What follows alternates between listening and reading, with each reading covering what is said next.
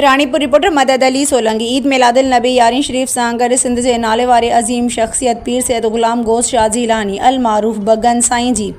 5 वर्षीय दस्तगीर हाउस वरे दर ते थी गुज़री।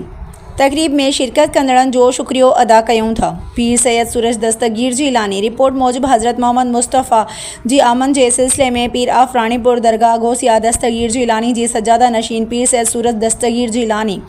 पीर सैयद शाहजेब शाह जिलानी पारां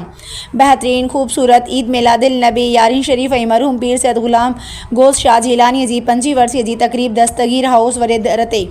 थी गुज़री, जंहिंमें सिंध जी शोहरत याफ़्ता ख़तीब उलमा कराम नात ख़्वान ख़ूब मोहम्मद पाक मिठड़े जे शान में हमद सना तारीफ़ कई ऐं मीलाद शरीफ के मौज़ूज़ीन उलमा इकराम ख़िताब कंदे वधीक चयो त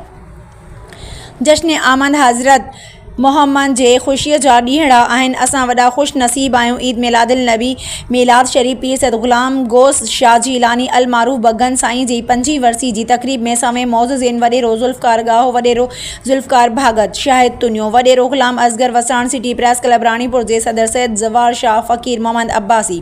असद वसाण मुजाहिद वसाण नजीब जोणो परवेज़ अहमद ब्रोई सुहेल मेमण ॿियनि साफ़िन मुख़्तलिफ़ बिरादरी जे शख़्सियतनि समेत सियासी समाजी मज़हबी अगवाननि अक़ीदतमंद मुरीद शहरनि कलमकारनि पिणु शिरकत कई।